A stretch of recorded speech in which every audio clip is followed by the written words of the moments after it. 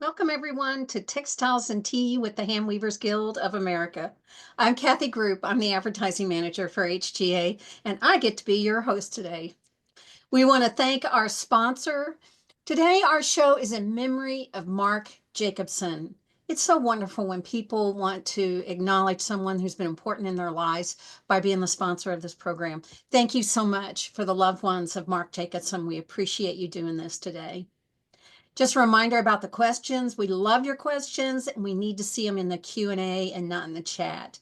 Love the chat, so keep those coming. But if you want me to answer the question, put it in the Q&A and that way I'll be sure to see it. Our guest today is Natalie Boyett.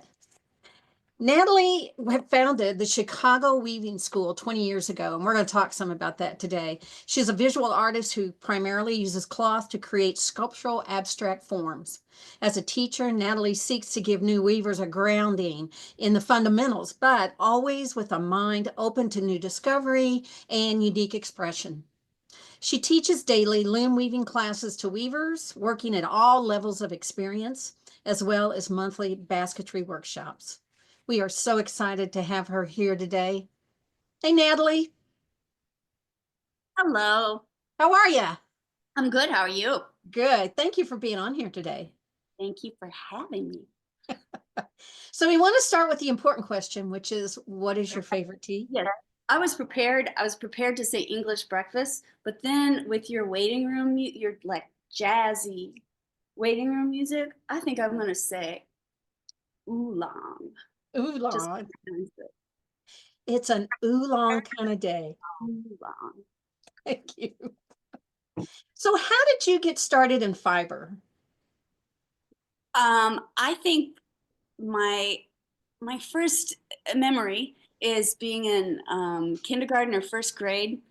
I think it was Really? early 6 years old. And I got as a gift one of those little, is it like a knitting dolly? It's like a wooden little doll form with a hole down her center and nails sticking up to make I-cord. You know, Really? I think the cord goes through the middle.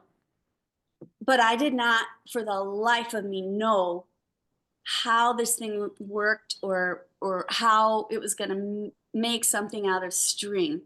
And I wasn't good at like asking for help, so I never just said, hey, how is this done, and I don't even know if my mother could have told me, but I just remember lots of time in my room looking at this little, she had like a little face with her little nails sticking up, and I just was looking at her sphinx-like face trying to figure out the mystery of this.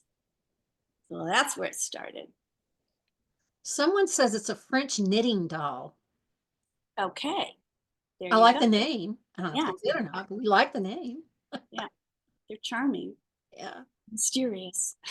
That led you to, I'm sure there were some other things in between, to a bachelor's of fine arts in painting and drawing.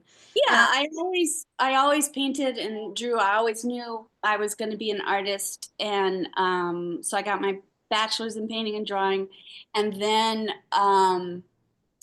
as I was getting ready to apply to grad school, I my work was getting more sculptural, and also kind of simultaneously, just as an aside, I started exploring sewing just as a thing to do. Um, and I was at the School of the Art Institute doing a post-bac degree in painting and drawing. Um, and I walked past the fiber studios one day and I looked in and I was really struck. I was fascinated. And I said, I'm not sure why, but I think I'm home. And and so I just applied to fiber for grad school, which was a little risky because I didn't have a history of fiber. And the work I was submitting was using cloth. But the Joan Livingstone, the amazing teacher and artist said, you know, I like the work, but I just question your commitment to fiber. We have a lot of people who kind of come slumming through the fiber department. I just want to make sure you're really committed. And I was like, I gotcha. And so I scheduled a meeting with Ann Wilson, the other amazing professor and artist. And I've told this to people in real life. I haven't told this like officially to people, but I staged my studio. I brought in every piece of cloth. I stacked it high. I opened up my ironing board. I had threads like stuck to my, I had a tape measure around my neck, had my sewing machine out, and I knew Ann was going to be right on time because that's Ann Wilson. And she knocked on my door, and I acted like I lost track of time. And I came to the door and I said, oh, oh, oh, and oh my God, I'm so sorry. I was sewing and I just lost track of time. Oh, please come in. And then I like stood up and I like lift up. Let me just move all this cloth off of the chair so you can sit. Oh, let me move all this fabric. Oh, and I bought old issues of Fiber Arts magazine and tore them out, put them all over the wall. And not because I'm a liar. No, I didn't think that at all. Because I knew what the truth was. Like I knew my gut, and I knew what the actual truth was. And I realized that that didn't look like trustworthy. But I think by now I've proved my commitment to fiber. So Maybe. yeah. So you hadn't taken a weaving class or anything before you I you I was taking some surface design classes and maybe 3D form. I was taking a class with Anne and I was taking a class with Joan. So they knew me, and I had some photographic images that I had printed onto cloth. And so I was doing stuff with cloth, but no, I hadn't woven yet. but that fiber arts program isn't just strictly weaving, is it? It's every fiber, Yeah, all yeah, kinds of fiber things. Okay. I love yeah. that story. I'm going to retell that story often. It's out now. It's out now. That's right. Well, one thing I saw on your website, I loved reading this. It was so unique that you said you want cloth to do what it naturally does. And I think that's fascinating. You said you want it to wrinkle and gather and bunch and drape and soften and absorb and harden. And I think this is a wonderful example because it kind of does all of those things. Um, and it's like you are describing cloth more as a living entity rather than a thing. So would you talk more about this approach for you, the way you view this? Well, I think I also like the other part of that statement that I made. That's from a statement I made about the woven cloth a number of years ago. But I think I said something like, I want the cloth to have just the only agenda for the cloth is that it carries the energy of its own formation. And I think I was saying that for a number of reasons. I think mostly I was saying that I'm interested, at least for now, in the formal qualities. And the graduate program at the School of the Art Institute, um, the SAIC is very conceptual, and and like when I was there, the whole there was a lot of emphasis on examining like maybe the sociological um, history of cloth, or like labor practices, or you know, just stuff like that. And I think like when I made that statement, I was like, you know what? I'm really interested in cloth as a material, the natural building of this structure. Cloth is a structure. Um, and I remember there was a young woman that I was a TA for one of the weaving classes, and there was a young woman taking that class, and I feel terrible. I don't remember her name because I'm old, but she one time said, "Why can't cloth just be cloth?" And I think she was talking about how you would show cloth. How do you hang it in a gallery or something? And she said, "Why can't we just have a show where cloth is just cloth? Mm. It's just sitting on a table." And I think about that now, like in so many different directions. Sometimes we're asked to justify cloth. Why does cloth have to justify itself? Um, according to some people, it's got to justify itself by being useful.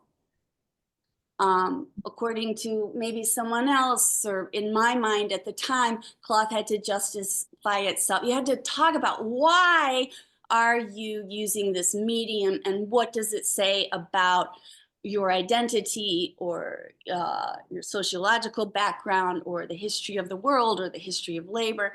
And I'm really interested in just formal qualities. I like form and I like cloth, and cloth is by its very nature living, moving. Lock yourself in a room with one piece of cloth and make yourself do 50 things with it. Take a photo Mm. of it. And then you'll come out like, oh yeah, there's a lot of things I can do with this cloth. And so I want cloth. When I weave, a lot of times I I want to set up certain boundaries. You have to set up certain boundaries with weaving. It can't be completely improvisational because you have to dress the loom, right? So you have to make certain um, decisions ahead of time.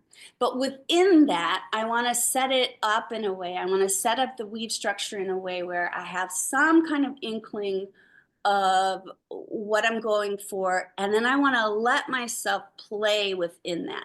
And my ideal working condition when I'm on the loom, um, look up a video of some bears playing in a kiddie pool. Okay.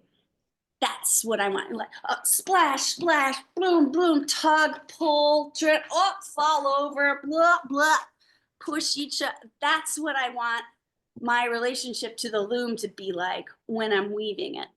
Okay, so I've set up some parameters within, that I can play.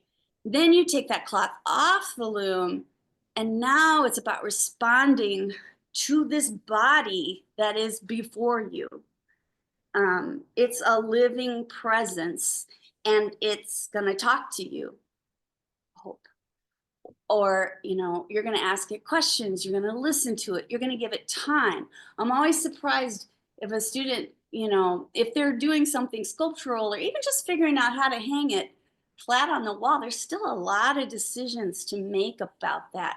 There's a lot of nuances, and they end up having a big impact. And take it off. Okay, so I'm just gonna do, well, wait, whoa, let's think about this. Let's look at it. Let's listen to it. Don't listen to it first. You might want to take a few days because it can go so many places. And so um, uh, I don't have usually a preconceived idea, but I set up parameters and I have an intention. And then after that, it's this kind of sometimes dangerous dance of, okay, I just spent a lot of time on you. Where is this going to go? Oh, I love that. I can't imagine how you, oh, I don't know if I should say this or not, but I would Yeah. imagine there was a struggle of you getting through a master's program with that mindset.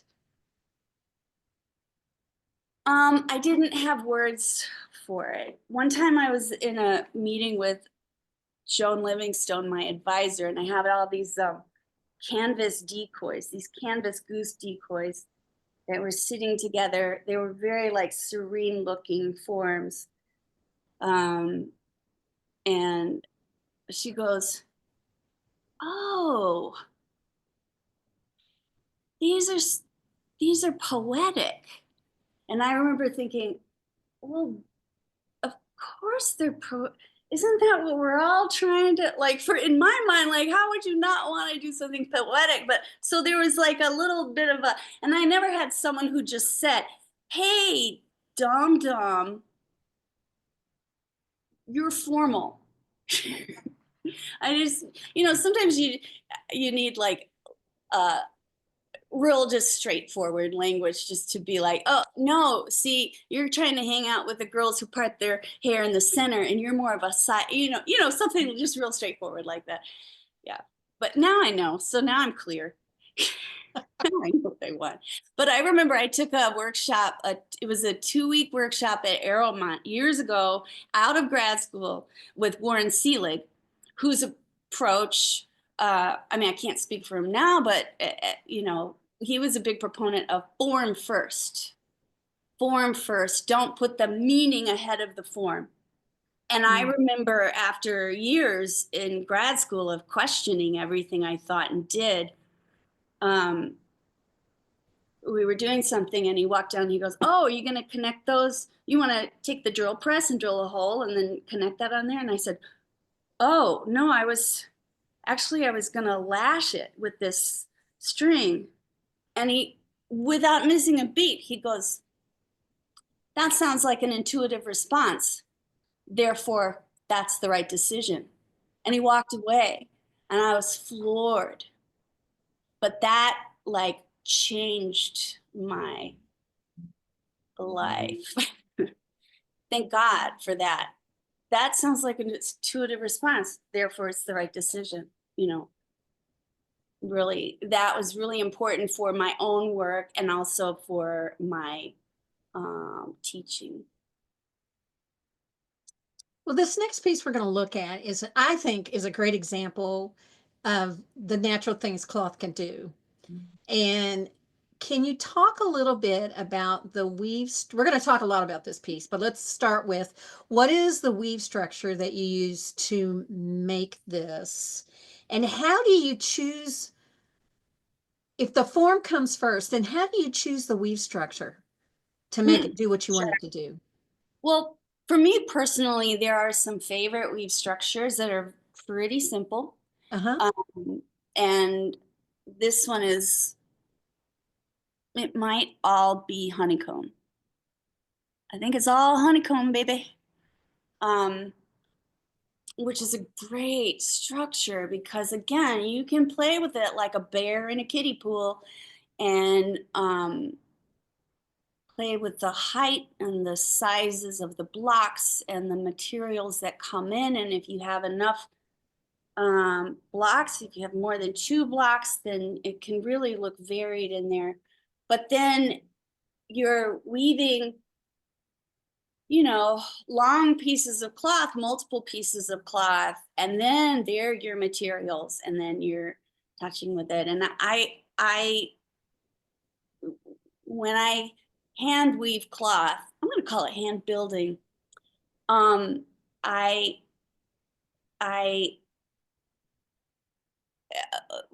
you like to go into it and stitch it and figure out what's going to show and is it going to fold over and lately I have some works. I don't have a lot on my website, but works where the woven cloth is then interacting with some like found wooden board. Like I like to get old boards from farmhouses and see how those two are gonna get married and respond to that, stretch that over that. But yeah, it's just doodly doing around until it feels right. And I like the idea that even a piece that I make might change later because it is cloth. Maybe I'll hang it, present it like this, resting on a table, and then maybe I'll put it on a some sort of substrate, and then it'll be like this and hanging. It can move. So is this piece, I don't want to get too much into how you made it, but is this piece, and this is when I can't be there and see it. Is it layered, several layers, or laying on top of it, or folded over? Yeah, yeah, it's a bunch of coats on a bed. Okay. A dinner party. Well, with this next one is a detail of it. And one of the things I loved about this was the surprise of that you've added other things to it. Yeah. And so Yeah. how would you decide what a piece needs? That it needs this green or the stick? And just talk some more about how you've added different material. I was just thinking more of like, like if you're walking in the woods and something is starting to uh, a tree trunk is starting to decompose, and it's slowly like blending in with the ground. I think also there was some of the stitches in that structure, in that oof, that yummy silvery kind of string in there. Um, I once heard, and I wish I could find the quote. I feel like it was from the Bible. Someone was giving some sermon. Not that I'm in a lot of churches, but I was. And they were giving some sermon, and there was some quote about stitches in the ground, stitches in the dirt. Good God, I wish I could find that. I don't know what it's from, so hit me up if one of you knows it. But that whole idea of if I could sew stitches into the dirt, what would it be? And I just wanted like there to be parts of this piece. And I've done pieces where I put shrouds over water coconuts. And then the poor woman, Rachel at the gallery I show it was like, could you bring some fresh water coconuts because they're kind of starting to smell a little bit. But the idea of like something and not being totally permanent. So what is the green? Moss. Is it really? Wow. Yeah. And it's, I know I have to ask this because people ask later, so we don't have to go back to it. What is the size of this piece relatively? I mean, doesn't have to be exact, but. The size of my torso. Oh, really? Mhm. And the relationship between those two is? And just like that's the reference I have right now. My torso. Okay. Ah, all right. Now this next piece I fell in love with. Maybe you can help me understand why, other than it's just gorgeous, but I loved it. Um, so I just love that it has this great shape and that the light and the dark work with it. And it's very asymmetrical, but it is really well balanced. So how do you design these kind of works? Do you have it all drawn out ahead of time, which I doubt? You kind of wing it as you go. Okay, Kathy, I'll tell you how this was done. Don't tell anybody else though. We won't tell anyone. It's not even really a piece. It's like a little sample that I had a photograph of, so I put on my website. Okay, it's just an undulating twill with some sort of petroleum-based warps. So dressed on the loom and an undulating twill, and then like I think a merino wool weft. And then I put the iron to that piece and wear those, it's just differential shrinkage. Really? Yeah, Huh. there's no planning. I didn't expect that to happen, but I wasn't unhappy. Well, do you do any pre-work design or do you just always wing it when you start? There's no winging. Okay, I'm sorry. There's real deep intention, but uh, and I've talked about this before with some students. I heard about the history of Niagara Falls before they knew that there was Niagara Falls. So imagine this, you haven't mapped out the territory.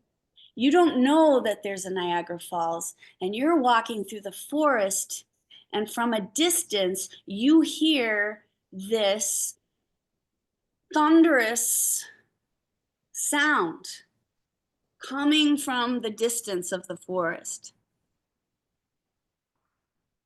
And it turns out it's Niagara Falls, but you don't know that. You don't know Niagara Falls exists. So there's this calling through this forest of something mysterious, compelling, scary, thrilling, unknown. And that's, to me, always like the calling that I'm going after. So if I am gonna make a work or embark on exploring something, I'm gonna start with the spark of the thrill. What is fascinating me? Is it this idea of like stitches in the ground? Is it what are some other things? With new work I've done lately, it's just been the idea of wood and cloth, simple white cloth and simple wood. Maybe it's just geometry, pure geometry in an empty space. Maybe it's a phrase. Maybe it's weave structures that have this cool kind of alternating parallel relationships in the structure. Maybe it's old archaeological finds of pottery from Chaco Canyon and how that black and white patterning looks. Whatever it is, I don't have to know exactly what it is. It doesn't even have to be something beautiful, but it just has to be, I just have to notice when there's something like, oh, what is that? You know, like there's this Led Zeppelin song I keep thinking about where like there's this rhythm going and then this other rhythm starts going and they're for just a couple of seconds they're not meshing right and then it goes and I'm like, what is that? Because there's something there. So give me 10 years, I'll figure it out and I'll make a piece about it. But so I want to find the thrill. I want to find the little spark and then move blindly toward it to try to figure out what that is. I don't even remember what your question was, but I hope I It's answered it. about designing. It's Yeah, about designing. but Everybody designs differently, and I just love hearing how, you know. yeah. Yeah, I don't want to know what the answer is. If I know what the answer is, man, I don't need to do it. I like that journey. I like that journey of just being really confused. That Just my nature. takes some confidence to do that. I'm sorry, but for a lot of people, I think me included, I don't know that I'm secure enough to take that journey that way. Good for you. I admire that. It's a process, and I've learned it. I think I'm pretty comfortable with discomfort. I think writers will talk about that, about Yeah. how awful it is to have an empty page. Um, And I think that informs my teaching, um, is just like, how can we practically help you get through that dark forest? Because sometimes, you know, it's not about what you know, it's not always about your knowledge. And when you're making something that hasn't existed before, you don't know the exact way. And so if you've never gotten permission to be confused, if you've never had someone say, oh, yeah, yeah, being confused, yeah, that's part of the process, then, you mhm. know, um, that's what teachers are there for. It's not just conveying the specific knowledge, but it's also about like, you know, guiding you through that process and those things that aren't hard facts. Well, we're going to talk more about that as we talk, because later we're going to talk about your school and your Mhm. teaching skills. So I can't wait to get back to that. But I want to look at another piece that you have. This is an example of how the structure you chose and the shape work well together. And I think this is called snakeskin, maybe. Um, It's so did you I guess I'm curious, which came first, the chicken or the egg? Because this was a real popular pattern for a while. People really liked that whole snakeskin kind of look. And it works well with the way it is hung, the vertical versus width. So which came first for you then? Did you look at this pattern and say, oh, this is what it should be, or I want to make this and that's the pattern I need, or neither? I wanted to explore, I believe this is a real old piece, but I believe it's just good old fashioned colonial overshot. And I liked the kind of idiosyncratic nature of the origin pattern, and then to translate it into colonial overshot. Um, and then in the treadling, just having the treadling be regular and then irregular and then regular and irregular and kind of, like, well, oops, screwed that up, and just being really fascinated by snakeskin patterns and that rhythm, and how that repeating pattern like keeps getting amplified like that. I'd like to explore that a little better than I did here. But I really like the feeling of um colonial, wait, did I call it colonial overshot? I mean colonial double weave. When you take an overshot pattern and then you translate it into double weave. And again, it's that gorgeous thing I like about certain structures where it's these contrary um, uh, opposites, parallel um, or countered kind of threading or treadling that flips back and forth. And the thickness of the cloth that makes, without long floats, and that thickness, so it really feels like this more substantial thing. I love that. So yeah, then it was just kind of falling in love with what intrigued me about that structure, and then taking it off, and then kind of, adding some stitching and some shaping into it to let it be what it wanted to be, and letting it be raw on that edge. Well, this next piece is really, I think, very different from what we've looked at. This is an interesting because this is under your knots labeling. And it's interesting because you have separate pieces, but they obviously go together to make the whole. So Mhm. how do you think they relate to each other? What is the relationship that you were going for with these?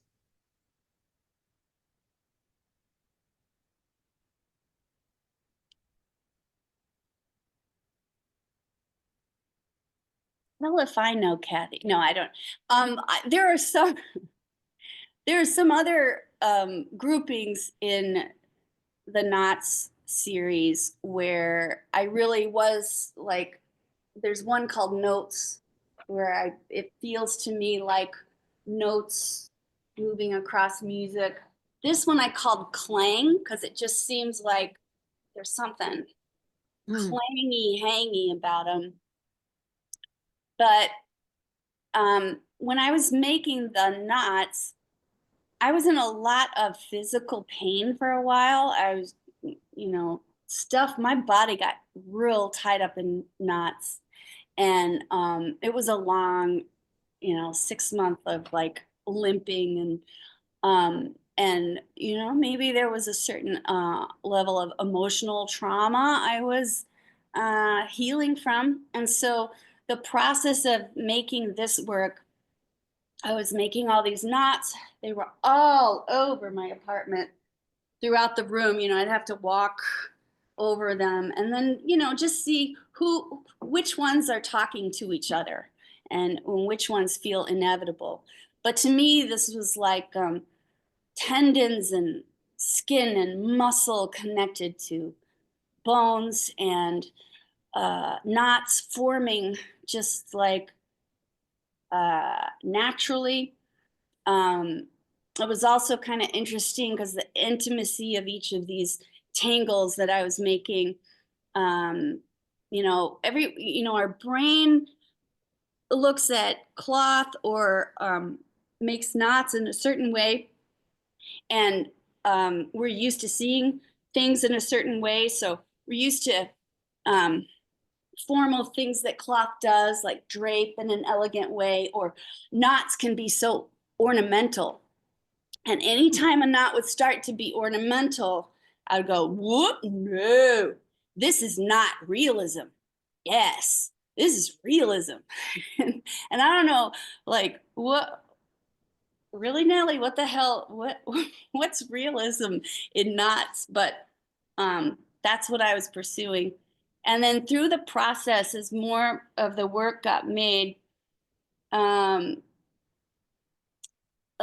knots started getting looser, and there was a big piece installation in the show that I had where eventually I was about to tie something into a knot holding this big, huge trunk, and I was going to tie the knot, and then I realized, oh, I don't even have to tie the knot.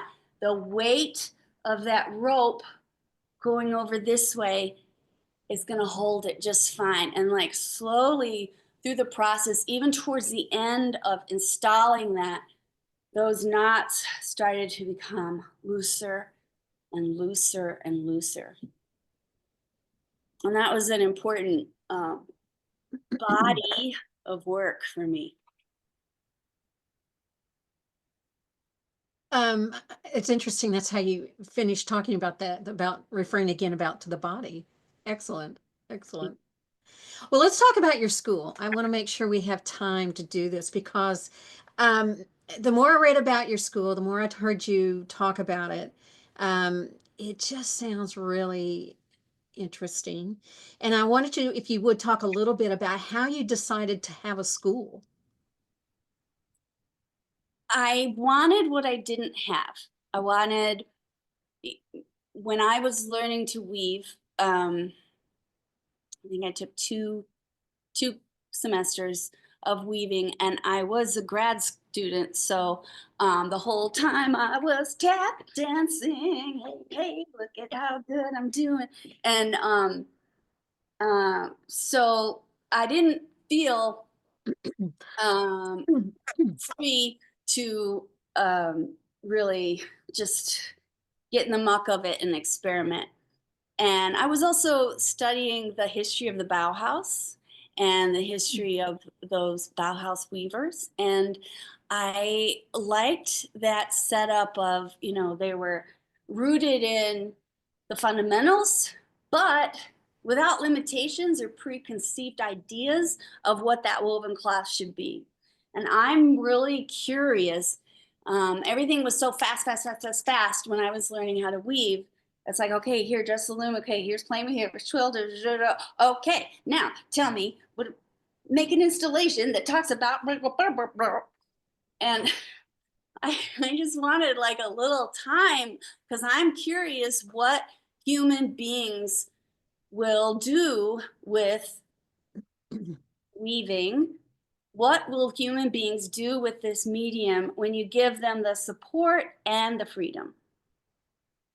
And I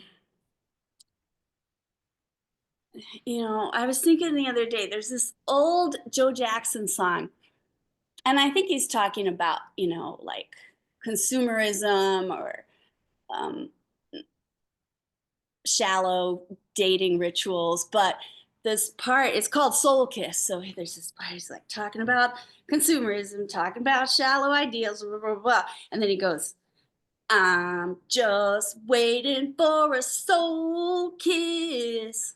Okay, so Kathy, that is what I want. And please take this for the metaphor it is, and don't say, oh my God, Natalie Boyett wants to soul kiss her students, but I'm looking for, I do not. I I I'm looking for um an experience like with my own work, and I want to give a space for people here. If you want a soul kiss, I'll try to help. I'll try to help that work out. Soul kiss yourself, just not with me. But I want something deeper, and granted, like sometimes it's like I just want to do this. I have this great pattern, this fantastic pattern, and I want to make these dish towels, and I'm like, yes, let's do that. But if you want to build something from the ground up, we can talk about that too. And I think that every weaver has their own needs and their own strengths and their own desires and their own Niagara Falls in the distance. And I just want to help them get there, or at least not stand in the way. Well, one thing I was impressed with is that the way it's an interesting parallel of do your own thing, but there's structure, right? Yeah. Because you can either come in and do a weekend, just make, Mhm. or like you have parties that they can just come in and do a party, or they are beginners and you're going to teach them how to, put the warp on the loom, blah, blah, blah. Or they're at another level where they know that, but now they're going to just start, try and do more of their own thing. And or harness weave structures or moving forward. Yeah. But there's still that underlying do your own thing. It's not like, okay, everybody, we're making a blue dish towel today. And next time we're going to make, so you Well, kind no, of, that's I mean, because the structure, the classes are ongoing. Mhm. So nobody's all starting at the same time. Oh, okay. So it's a one-room schoolhouse, individualized instruction. But everybody's different levels working in the room at the same time. So my day, I start the day, who's going to be here? Make the list, make the drawing of the room, set up the looms. Okay, let's get ready.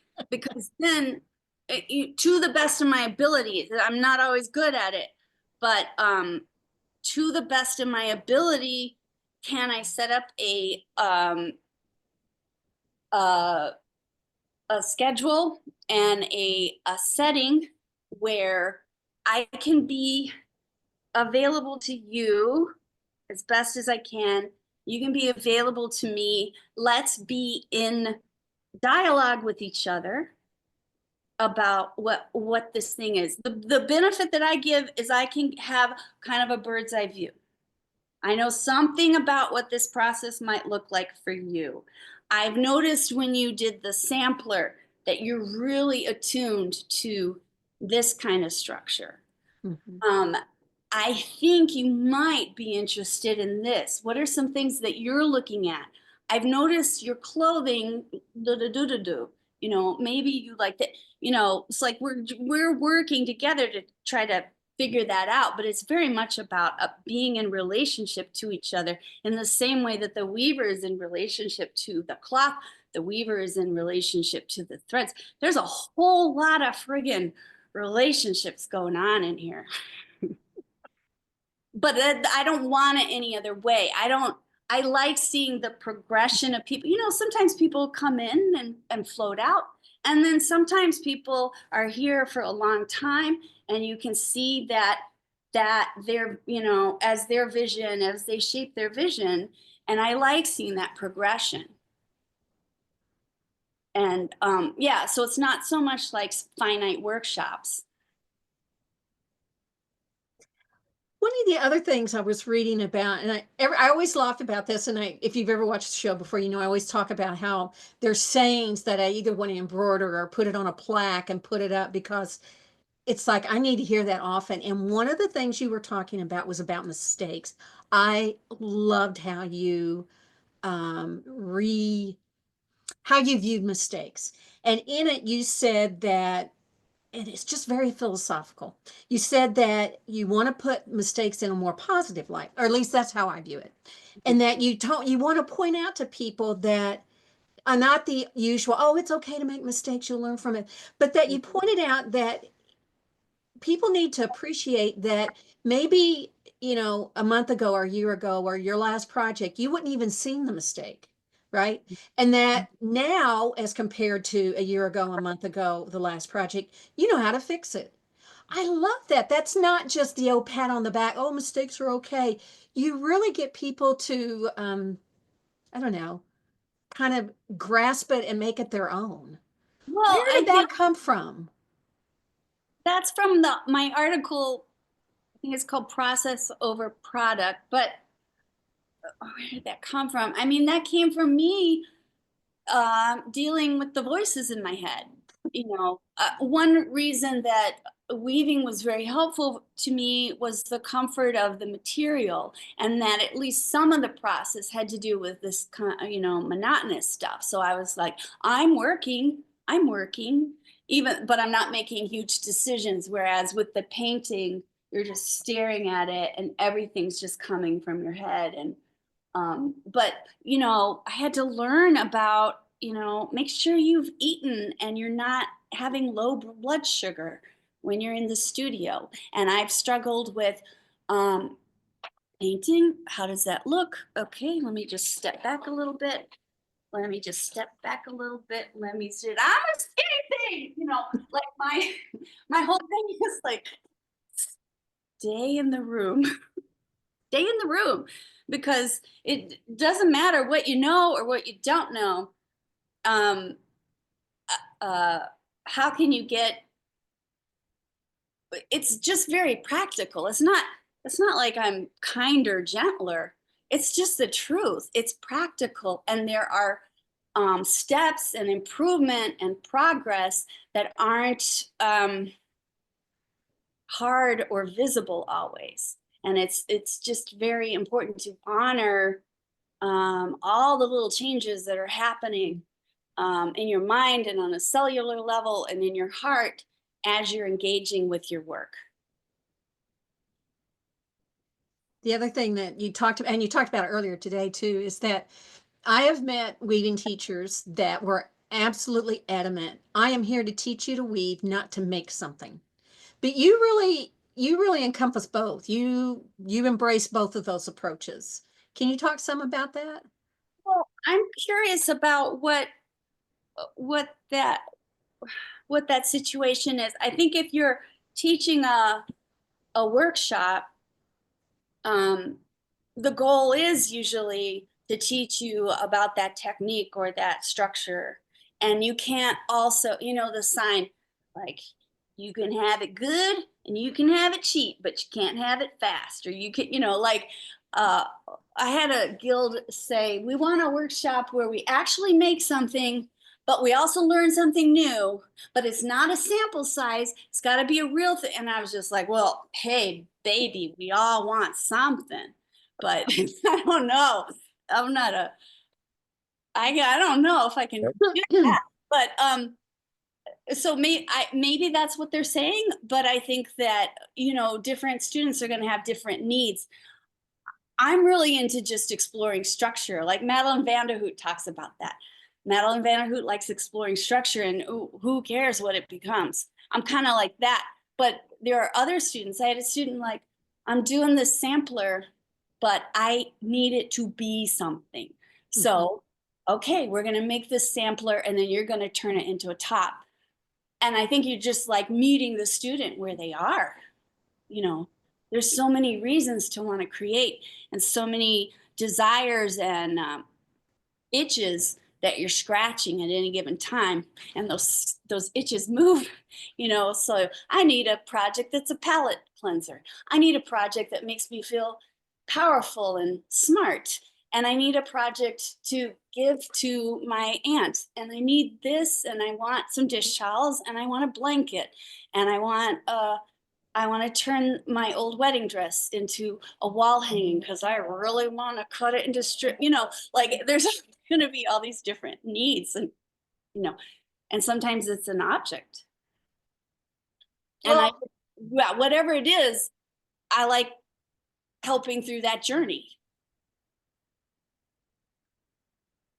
The last question I always ask is, what is next for you? And we talked about how that question should go. And so we are going to do a combination of what is next for you.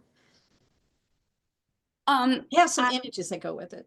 Yeah, I have a show that's up right now, and so my recent work that I pretty much just finished is called Whole Cloth, and it's just using cloth, just purchased cotton canvas cloth, and just exploring the forms that I can make with that. And I've been thinking a lot about minimalism and the history of minimalism, and minimalism in terms of, like, I don't know, Richard Serra and artists like that, where they're using industrial materials and metal and wood. And I'm thinking, what does minimalism look like when it's cloth? And I've only just started thinking about it, and just thinking about three-dimensional form with cloth, and what's the form you make when it's abstract? What is this relationship between functional pieces and three-dimensional form? So those things, is that a vessel, or is that a bird, or what the hell is that? And did you stuff it? Is it stuffed with something soft? Is it stuffed with something firm like sawdust? Is it hollow inside and it looks like it's gonna like pucker? Is there an armature underneath there? Is there a wire armature? Is there a wood armature? Is it balanced? Does it look like it's going to tip over? I'm just diving into that, and I'm having a really good time. And I finally made a studio space here in the basement of the school that is finally feeling comfortable. Mm. And I'm excited about, new things I'm going to do. And I've got ideas I want to explore that have to do with measuring distance, or that have to do with beat and rhythm and tempo. And I don't know what that's going to be. Is that going to be with cloth? Is that going to be woven? Is it going to be visual? Is it going to be written? Is it going to be film? I don't know. But I hear this thunderous sound from deep in the woods, and I'm going to go. I can't wait to see the waterfall. I can't wait. Well, we don't have time for a lot of questions, but there's a couple I want to ask.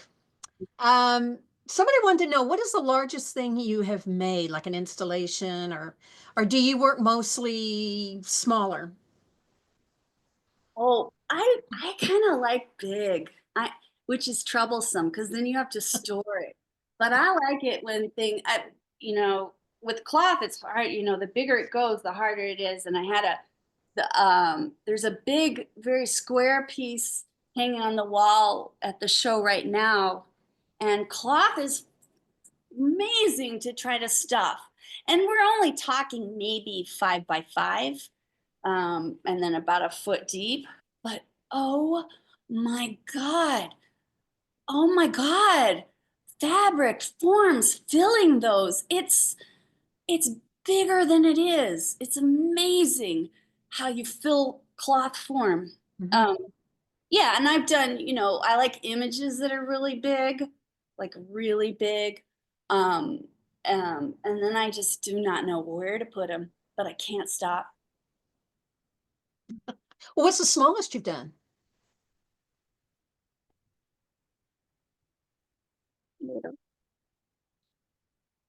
Like So a you do the whole range. Do the whole range.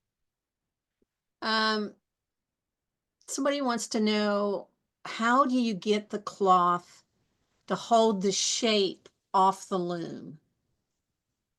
It might be stitches, seams, reinforce structure. Seams can build structure. If your cloth is thin enough, then seams can do everything. Imagine a little doll dress out of muslin. It can stand on its own.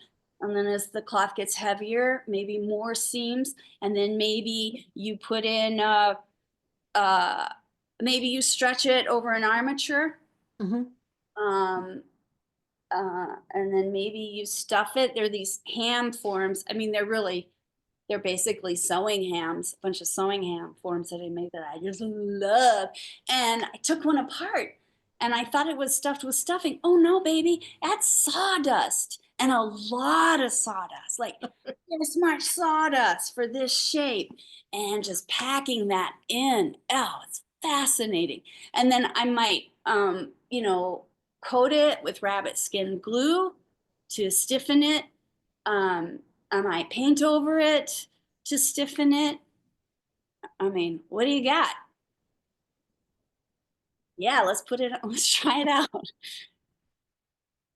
Well, people are asking, and Felicia Sloves wants to know, where's the show that you were talking about? It's in the middle of nowhere in my favorite space. Um, it's Moontree Gallery in Plymouth, Indiana, started by these progressive, amazing nuns who in a former life I'm sure they were woodland witch fairies, but Sister Mary, Sister Nancy made is this space gave me my creativity back. And because I had put aside my art practice for a long time in service of the school. And when I realized I had to do my practice too, Moontree and the people there gave me the space to do it. And so it's in Plymouth, Indiana, and they're not open on the weekends. So if you're When's it gonna close? go during the week. When does it close? December 9th. All right, jump on that, folks. If you want to see it, Plymouth, Indiana. Moontree. Thank you so much for being on here today. It has been a delight. Thank Thank you you. so much. I'm figuring, how can I get to Plymouth, Indiana before the 9th? I want to see this. We want to thank Natalie for being on here. Y'all go to our website, check her out. See, you have a good Instagram, right? Go Yeah, check. I think so. I'm told. Yeah. There you go. Check out her Instagram, go to her website, check out her school. Yeah, And Chicago Weaving School. everybody's talking about whether or not they're close enough to go. So check out her school. Thank you so much for being on here today. I do want to thank our sponsor. And I hope all of you who are thinking about your friend Mark Jacobson that are watching, that you are happy with what we had today. I think this is a very special episode, and I hope Mark is looking down and he's happy about what he sees. Thank you all so much for sponsoring this today in memory of Mark Jacobson. We do appreciate that. If you want to sponsor an episode for your guild, in memory of someone, in honor of someone, please go to our website at weavespindye.org, and you can purchase a date that you would like. If you have questions, give us a call. We'll be glad to help you with that. Thank you all so much for sponsoring Textiles and Tea. We also want to thank everybody who's been donating to celebrate our 200th episode, which we're past now. But it's hard to believe we've done 200 episodes. If you would like to help sponsor Textiles and Tea in general and like to donate as part of this program, we're $200 of 200 episodes. And if you don't have $200, then whatever you have would be lovely. But we're trying to raise enough money to earmark that we have done 200 episodes. That's 12,000 minutes of textiles, of these artists that we've gotten to hear about. We've gotten to know them and learn about their work, and it gets us all to think. So it's 200 episodes of thinking about our artwork. So thank you all so much. You can go online and you can donate that way. Again, if you have a question, you can give us a call and we'll be able to help you with that. We want to thank everyone who's also joined and donated to the Fiber Trust. All these donations, whether it's to honor the 200th episode or just to donate, helps these programs going, whether it's Textiles and Tea, Careers in Textiles. We appreciate everything that you all do. It helps us find better programming to keep our artists artistic ways going. We appreciate that. Next week, Tracy Kastner is going to be on the show. She was Lone Star Loom Room. So if y'all are wondering what has Tracy been up to since she has sold Lone Star Loom Room, you're going to find out next week. It'll be great talking to her and getting caught up. What's her life without her business? I want to say happy Thanksgiving to everyone. I hope you have a wonderful week. We will see you next week. Happy tea.